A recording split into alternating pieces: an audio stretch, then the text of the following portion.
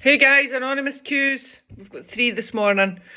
Is it actually possible to reduce a mum and pooch, apron belly, overhang, or whatever the kids are calling it these days through exercise? Question number 2 is collagen. You said there wasn't enough scientific evidence to tell everybody to take it. I've been taking it for years. Should I not take it? And I am hungry. How do I manage this without dipping into the Nutella jar? I have a story about that. Anyway, right, is it actually possible to reduce a mum pooch, apron belly, overhang, or whatever the kids are calling it these days through exercise? Short answer, maybe. But certainly not the way social media implies that you can, all right? So a mum pooch, right, it can be lots of things, all right? It can actually be excess belly fat. It can be loose skin. And it can be fat storage because you're midlife and in the perimenal, but usually you've maybe just noticed it more because you've always had your mum pooch because you're a mum, which is fine, but you're now noticing it more. So it can be many things like that, all right? So can exercise reduce it? No. If it's body fat, no. You could, because you do burn body fat with exercise, but the only way you would reduce that is through nutrition and being in a calorie deficit, right? But you obviously can't spot reduce it. And even if you could reduce it through exercise, you cannot spot reduce body fat off your body. Like, you don't get to decide where the fat comes from. Your body decides that. So if you have a mum pooch and you think that doing 50 crunches a day, 3 million seconds of planks, and whatever other ab exercise you can think of, you will not reduce it. What you might do, and this is always a good thing, is learn to understand and accept that it's part of you now. And you just need to accept it, all right? If you feel that your tummy is a bit saggy because you've got no core, we all have a core, right? But if you feel that your core isn't strong enough, then you need to start doing things like sit-ups and planks. This will always help, right? And even though, like I said, you've done 5 million sit-ups today and 3 million seconds of planks, right? If you can't see a physical difference, which would be quite normal, it will make you feel better about yourself because you are trying your hardest and you're moving and you're exercising, right? And movement and exercise releases dopamine, and that makes us feel happy, even though you think you're going to die when you're doing it, all right? That makes us feel happy. Making us feel happy, it's just, you just set a momentum for this positive mindset that you are awesome, all right? So if it's loose skin, so just say you had a baby, all right, and then you lost the excess body fat that you were carrying after the baby, but you've still got loose skin. Again, this is quite normal, right? Because obviously your skin is elastic, it stretches as we gain body fat. For whatever reason, we've gained that body fat. And then when we lose the body fat, the skin pings back, but it doesn't always ping back to what it was like pre-baby.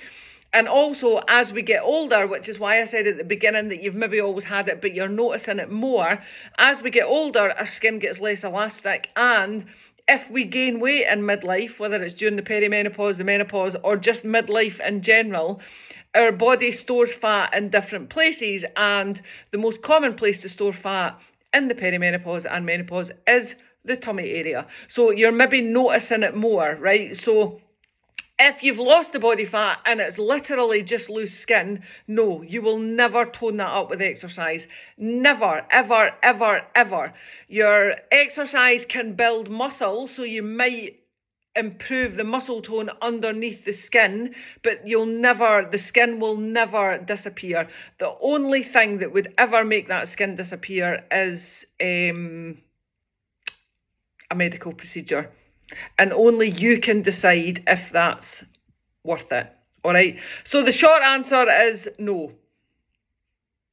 But working on your self-love and wearing clothes that complement the figure that you have, like, for example, high-waisted leggings, high-waisted jeans, elasticated waist, if that makes you feel more comfortable, is one good way to improve your self-confidence.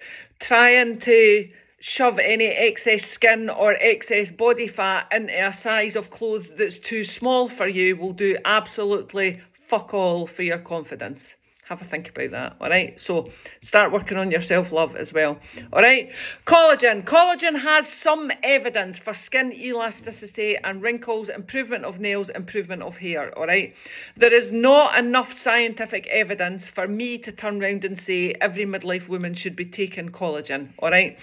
There is some evidence for joint pain as well. However, it doesn't do half the stuff that it claims to do. It doesn't burn fat. It doesn't target belly fat. It doesn't reverse the menopause. It doesn't replace strength training. And it certainly, absolutely 100% does not fix your hormones, all right? And it is 100% not superior to your daily protein intake, which also does all of these things that I've just been speaking about, all right? If you have been taking collagen for a while and it gives you the fear about stopping taking it, don't stop taking it, all right?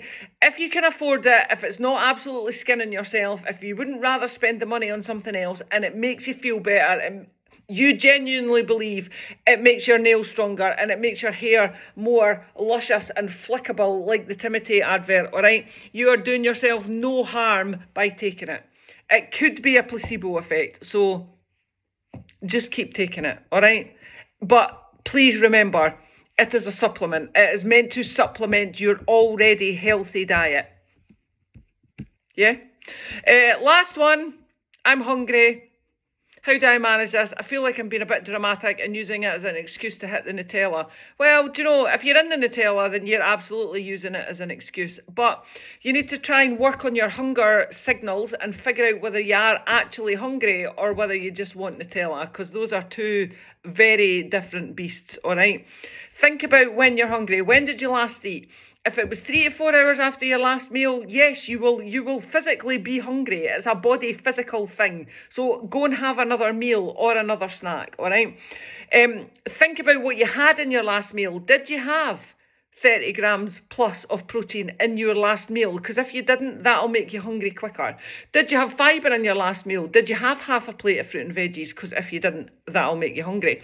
Did you sleep badly? Because if you did, that'll make you hungry. Are you dehydrated? Because if you are, that could make you hungry. So there's lots of things, all right? The best thing you can do to cut back on the hunger in the first place is to drink your water, eat your fibre, eat your protein, and eat regularly throughout the day, all right? Hunger is a thing. It will never go away. It's about learning to manage it. But because there's such a snack vibe on everything, all right? Car snacks, bag snacks, pocket snacks, gym snacks, work snacks, desk snacks, right? We get so used to having a meal, a snack, a meal, a snack, a meal, a snack, all right? When actually, if you increased your protein and your fibre at your 3 meals a day, your snacks would be less. Snacks are like 20 grams of cheese, a piece of fruit. We're not trying to eat a full meal to tide us over to the other full meal. So if your hunger feels unmanageable, then you are probably not eating enough at the meals.